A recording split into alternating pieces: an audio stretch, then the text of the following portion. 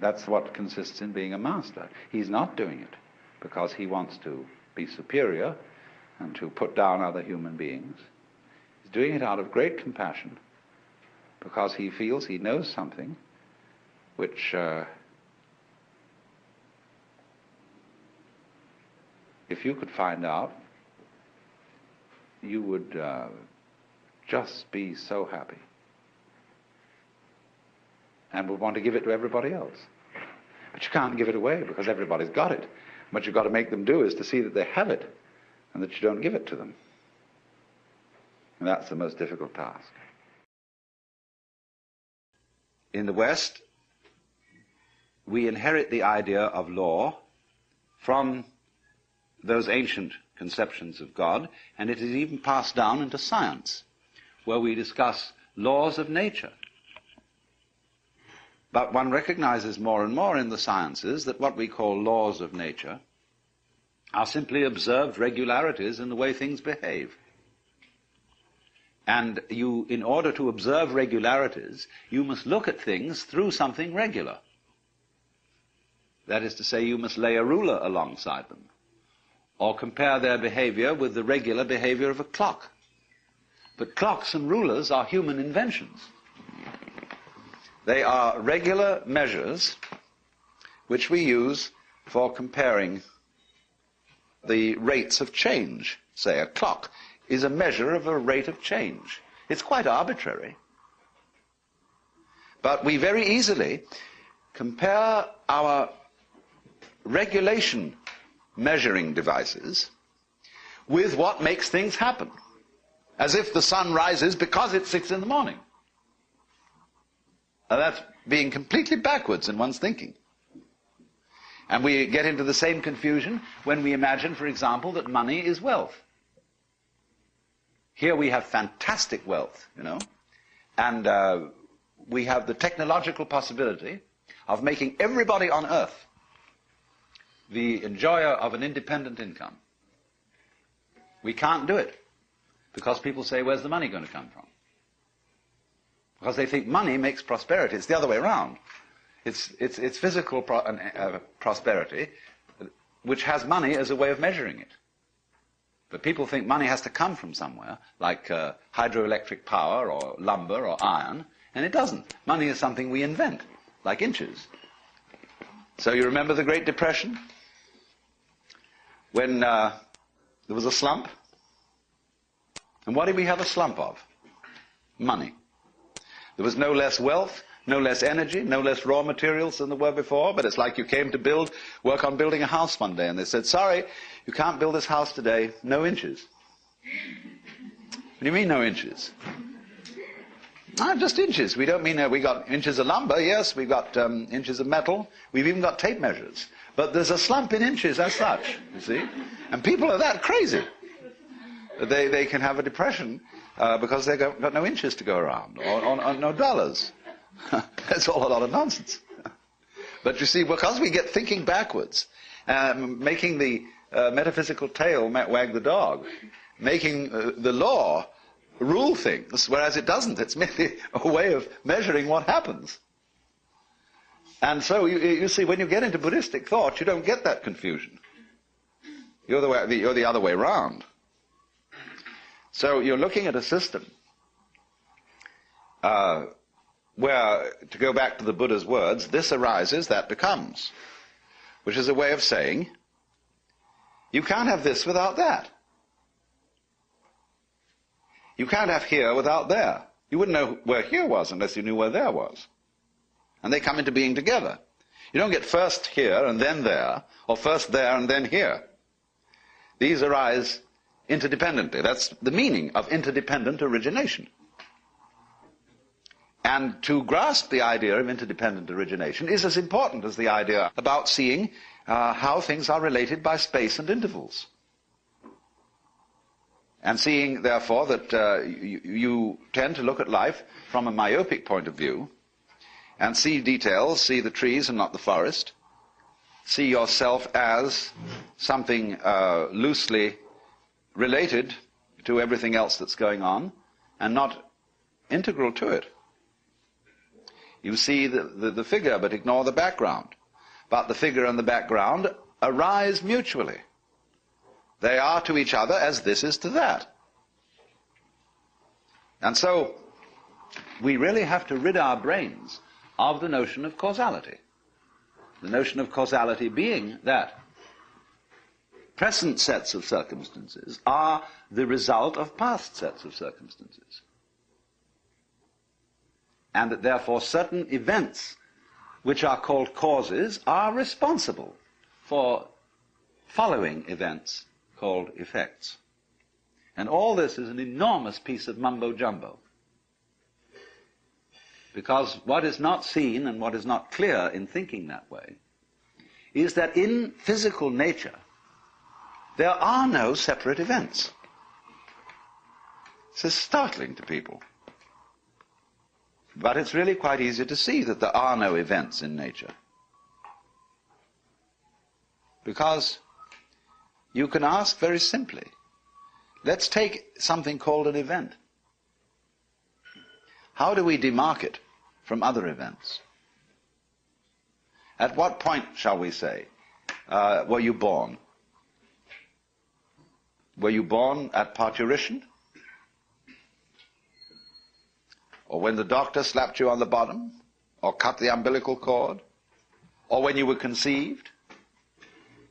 Or when your father and mother were first attracted to each other? When was it? When did you begin? There's no way of deciding except arbitrarily. And for legal purposes, we say you were born at parturition. And that's when the astrologer casts your horoscope, except that other astrologers disagree and want the conception time. And say, that's the real beginning. There isn't a real beginning. It goes back and back and back in an inseparable continuity. When are you dead? That's another big argument. And you can get all kinds of ideas about that. So once you see that an event is a term in an intellectual calculus, calculus being the way of measuring, say, curved formations by reducing them to point instants and counting it, you see? But actually, the point instants are imaginary. The curve wiggles along, and it doesn't stutter from point to point. But in calculus, you make it do that. So, just as there are no point instants in the curve, so there are no events in nature. Nature is a constantly fluctuating pattern. You can only designate particular wiggles in a pattern arbitrarily. You can count a convex formation as one wiggle, or a concave formation as one wiggle. Then you decide if you call it one way, if you give the convex properties the title of wiggle, you have to deny it to the concave properties. And vice versa. So when you see that what we call separate events don't exist, it becomes nonsense to speak of one event causing another. What you really mean is that the two events which you speak of as being causally related are simply two parts of the same event. They go with each other in the same way as this with that. The relationship is not causal. It is mutual. And it works two ways in time, because so-called future events are not merely passive to past events. But you could easily see when, for example, any biological process goes on, you can reason just as well from the future to the past as from the past to the future. Why do two mammals have sexual intercourse? Well, it isn't just that they enjoy it. It's also that they're a very complex system which does this because it makes babies. And the prospect of baby works in reverse and creates desire. You can reason that way, or it's silly, because the whole process is one. And when we speak humanly and purposively, I'm going downtown to buy groceries, then a future event could be said to be the cause of why you're now starting out to get into the car, buying groceries. And the difficulty we have in seeing this to be so is that we think in an either-or way, which is what is called dualism in Hindu-Buddhist thought, and that liberation is being free from dualism. So when you think in an either-or way, you see the figures in the background as moving, and therefore being responsible for their action. But if somebody argues the other way round and say the figures are just following lines of force in a field, gravitational principles say, we're all human beings, you see, we're all concentrated on our fact that we're individually rushing around and doing this and that. But we don't see that we're equally sucked, and that we move around in response to all sorts of stimuli. But neither position is adequate.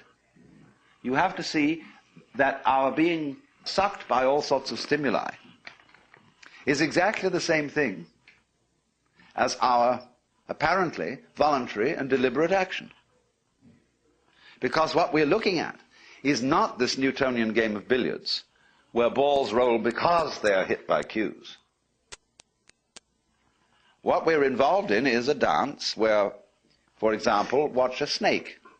When a snake swims, there's nothing more beautiful than watching a snake swim in water. Lovely motion.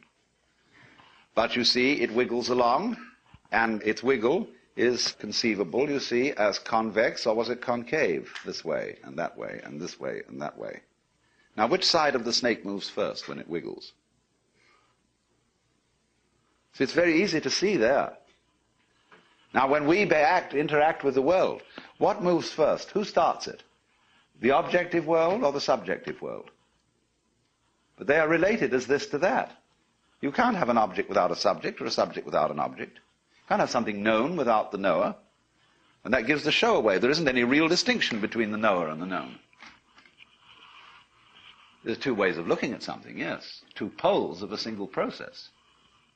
But the knower and the known are subsumed as the knowing. And all life is knowing. Being, becoming. And it isn't something, in other words, that works by the idea of all this happens because someone shoves it. Now you see, the idea all this happens because someone shoves it is basic to Western thinking. There is the Lord God who's the boss. And he sloshes this universe into being and shoves it and sets it going. And you better obey that shove, because he's introduced into it some recalcitrance by giving to human beings what the Hebrews call the Yetzer Hara, the wayward spirit, so that they shall be able to play certain games on their own. Because nothing very interesting would happen if everybody obeyed God.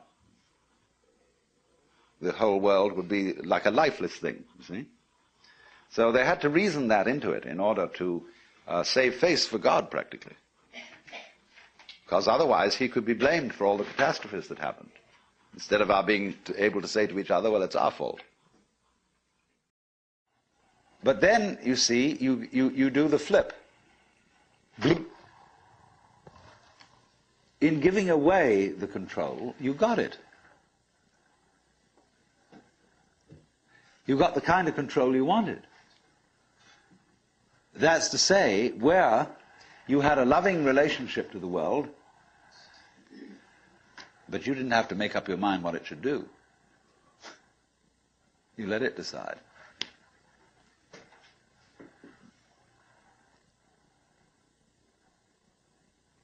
Now, do you see that's how your bodies work?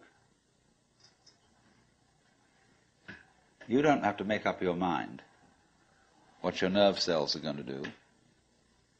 You've delegated all that authority. If the President of the United States has to lay awake at nights thinking what every official under his command is going to do, he can't be president. He's got to make an act of trust in all those subordinates to be responsible and carry on their things in just the same way as you make an act of trust to all your subordinate organs to carry on their functions without you having to tell them what to do. And this is the secret of what we will call organic power as distinct from political power. Lao Tzu puts it in this way: the great Tao flows everywhere, both to the left and to the right. It loves and nourishes all things, but does not lord it over them. And when merits are accomplished, it lays no claim to them. The more, therefore, you relinquish power, trust others,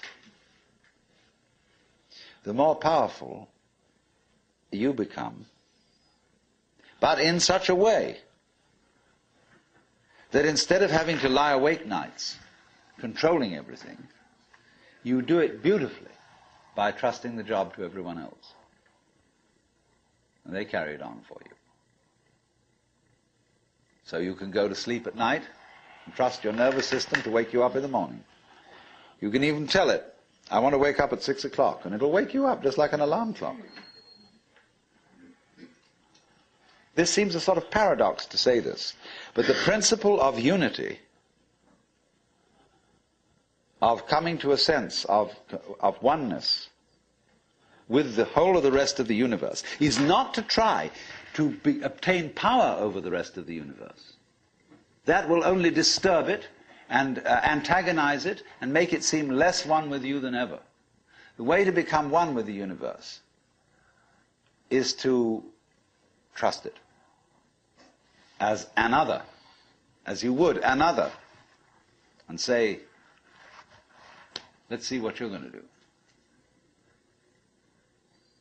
But in doing that, you see, in saying that to everything else that you have been taught to think is not you, you are also saying it to yourself.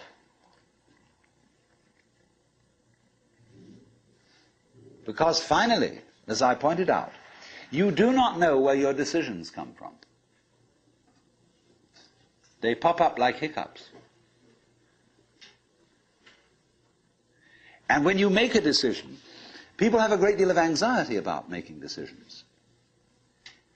There's this guy farmer, who ordered a help man to come in, and found he was an extraordinarily efficient worker, because the first day he put him on sawing logs. And he sawed more logs than anybody had ever sawed. It was fantastic. But it was all done in one day. So the next day he put him on to mending fences. And there were all kinds of broken fences around the farm, and in one day he had the whole thing done. So he thought, what am I going to do with this guy? So he took him down into a basement and said, look, here are all the potatoes that have come in from this harvest. And I want you to sort them into 3 groups. Those that we sell, those that we use for seeding, and those that we throw away. So he left him at that. At the end of the day, the laborer came back and said, well, that's enough, mister. I quit. Oh, he said, you can't quit. I've never had such an excellent worker. I'll raise your salary. I'll do anything to keep you around here. Ah, I said, no. It's all right mending fences and chopping wood, but this potato business is decision after decision after decision after decision.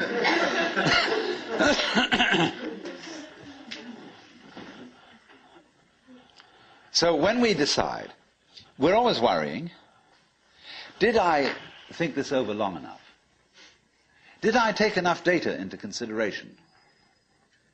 And if you think it through, you find you never could take enough data into consideration. The data for a decision in any given situation is infinite. So what you do is, you go through the motions of thinking out what you will do about this. And then when the time comes to act, you make a snap judgment.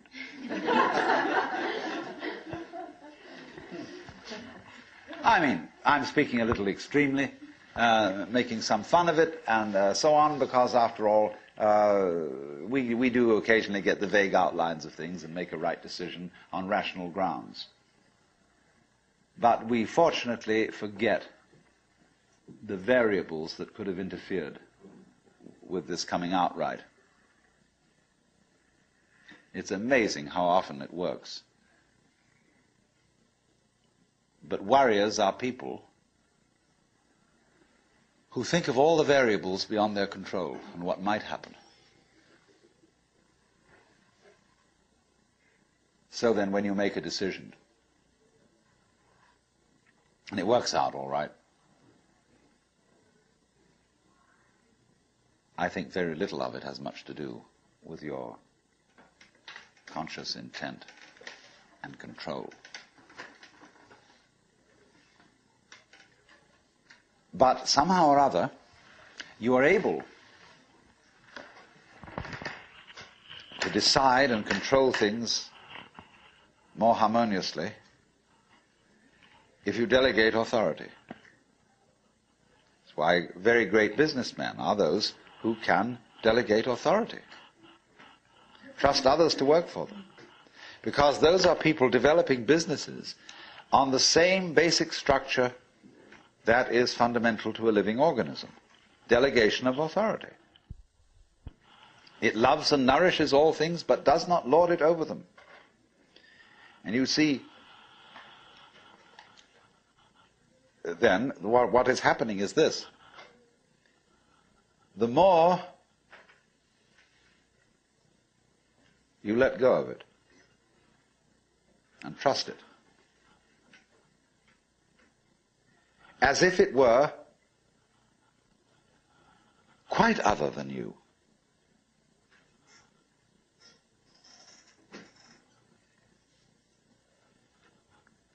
the more you realize the inseparable identity of self and other.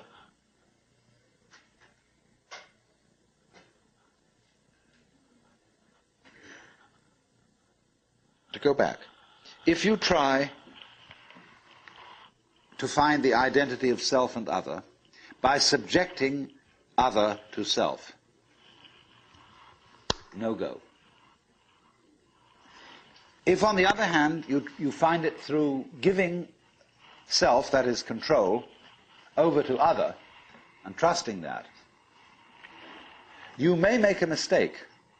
You may make a bad gamble. But in the long run, you're acting on a principle which has the backing of evolution. This is the way biological evolution goes on. Constant delegation of authority. That's why, obviously, the democracy is superior to the monarchy. It was de Tocqueville who said that democracy is always right, but for the wrong reasons. Because there is operating in a democracy the principle that Buckminster Fuller calls synergy. And synergy is the intelligence of a highly complex system, the nature of which is always unknown to the individual members. Because that goes back again to this point, that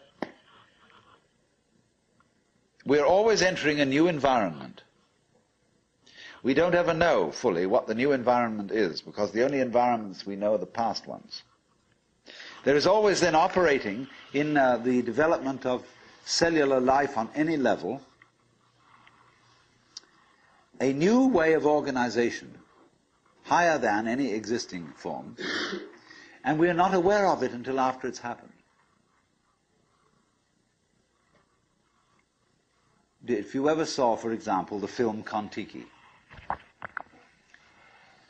this man figured out a few things as to how to make a balsa wood raft to sail from South America to the Pacific Islands. But once he had set this in motion, he discovered that all sorts of unexpected factors cooperated with him. That when the wood got wet, it expanded so that the ties bit into it and held it completely secure. He had never expected that. And he found that as he sailed along, a flying fish would simply alight flat on the deck every morning for breakfast. That all kinds of natural factors, it was just, he'd touched a key where he was flowing with the course of nature, and everything cooperated with him. Because he had touched the key. He had made the act of faith. And he was just picking up, in other words, a practice which had been hundreds and hundreds of years ago, had been followed by others who had worked it out by their great ecological awareness.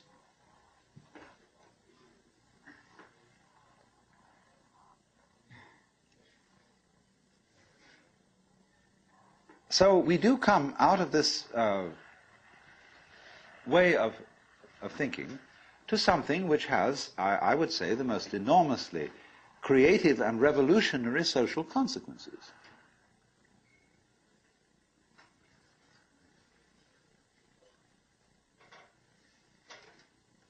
That it has become not virtuous,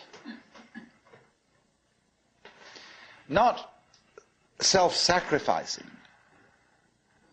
not anything like that. It has become the hardest practical politics to let go control to others, to give up trying to dominate the scene.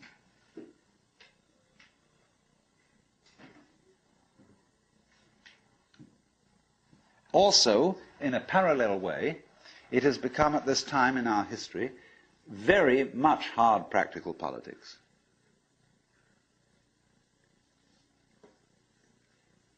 To learn how to enjoy ourselves. You can go to the Protestant people with their Protestant ethic who are against this kind of thing, and now say to them with great glee, it is your solemn duty to learn how to enjoy yourself. Why? Because in an age of leisure, people have really got to know how to enjoy themselves. Because if they don't, they'll smash the whole future of the human race.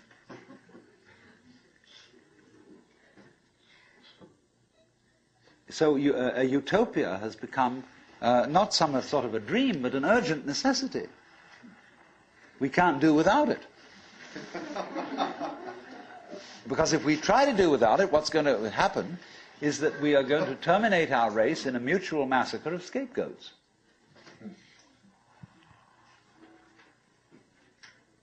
And so the present paranoia in the United States that is going on, where everybody is thinking up a new scapegoat and how great it will be to demolish them or get them out of power, all this kind of bickering and right and left politics has become irrelevant.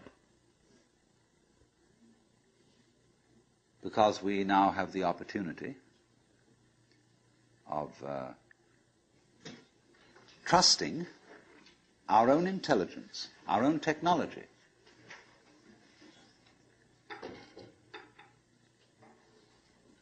to take the risk of doing what we want, which will work to the extent that we realize that what I want, basically, what I really want is what you want. And I don't know what you want. Surprised me.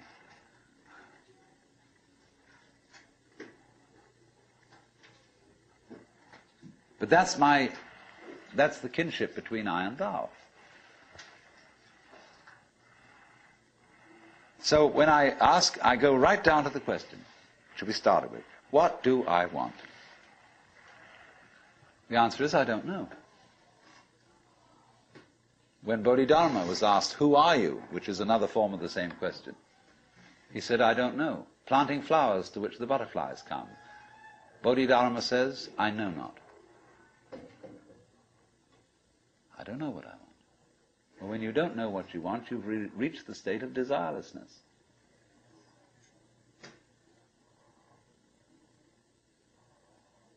When you really don't know,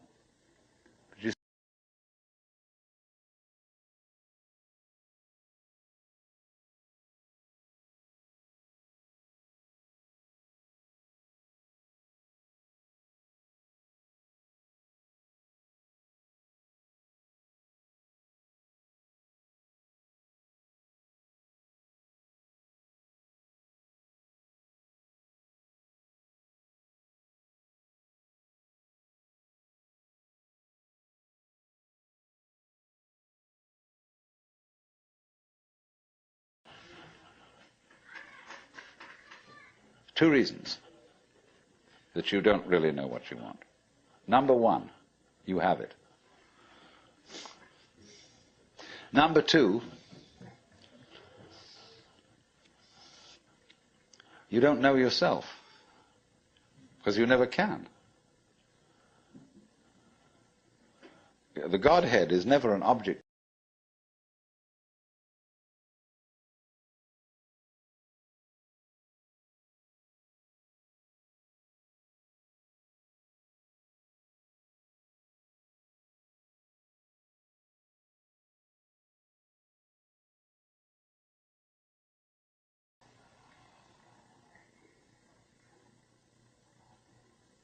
This I don't know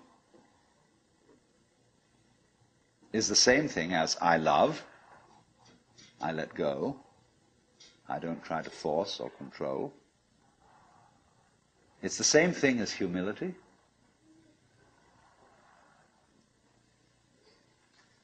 And so the Upanishads say, if you think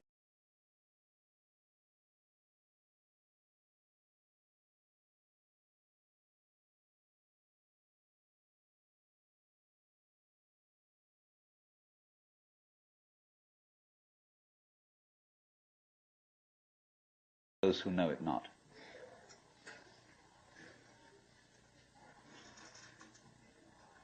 And the principle is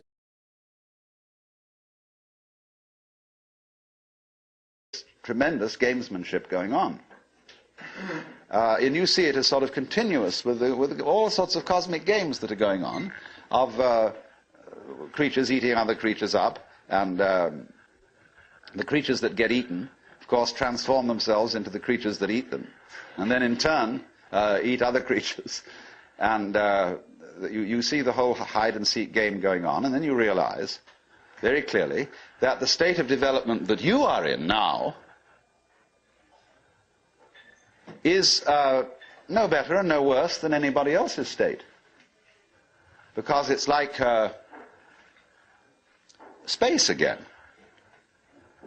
Which planet is in, or which star is in the best position? Well, it's all equal. They're all in the middle. Any one can be considered as the center one. Any point on a sphere is the center of the surface of the sphere. So, in the same way, everybody, in all his behavior, whatever he's doing, whether we call him from a certain point of view sick, or whether we call him healthy, whether we call him good or bad, neurotic, normal, psychotic, sane, all the manifestations are just like the leaves on the trees.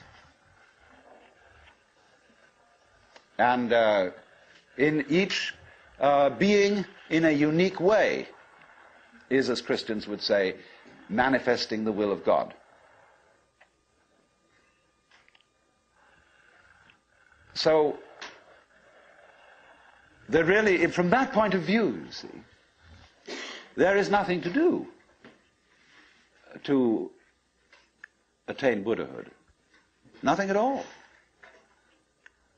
But you see, that's very difficult to understand, because a lot of people, when they hear that there's nothing to do, try to do nothing. And you can't. Because you are karma, and karma means action. You can't do nothing. But the thing you're looking for, or think you're looking for, is what you're doing. Is what's called you. Only, of course, as we all know, we've got ourselves into the idea that oneself is so difficult to see. Because it's like, as I've often said, trying to bite your own teeth or look into your own eyes, and you can't find it. It's always behind. It's like your head is, from the optical point of view, a blank space. Neither light nor dark. It's right in the middle of everything. And so, one of the great tricks of gurus is to set people looking for their heads. There's a famous story of a king in India in ancient times called Yajnadatta. And one morning he woke up and reached out for his mirror and brought it over. No head. He was looking in the wrong side of the mirror. And you know, he was kind of bleary-eyed and had a hangover. So he summoned servants and said, "Ye gods, I've lost my head. Find it." And they said, "But Your Majesty, it's there on your shoulders." He said, "It is not. I can't see it in the mirror. Nobody can show me my head." So they were rushing all over the place, looking for the head. Now the trick to that is, of course, that you are perfectly well aware of your head, only not in a form in which you expect to be aware of it. You expect to be aware of your own head in the same way as you're aware of other people's heads. But that wouldn't be true of you, because you've got an inside view on your head. You have an outside view on other people's heads, because, of course, you're taking an inside point of view. But the way in which you are aware of your head is in terms of what you are seeing and hearing. Because all sights and all sounds are what the nerves inside your head are doing. That's how to be aware of one's head. You are aware, therefore, of yourself, the mysterious self that you have, in terms of experience. Because there isn't really any difference. But that always escapes people, you see. So perpetually, so long as you don't understand that, you can be talked into going on to all kinds of weird excursions. And just so long as you believe it, you're a sucker. You're hooked. And it takes a tremendous inner confidence and nerve finally to say, "Hey, don't pull that stunt on me anymore.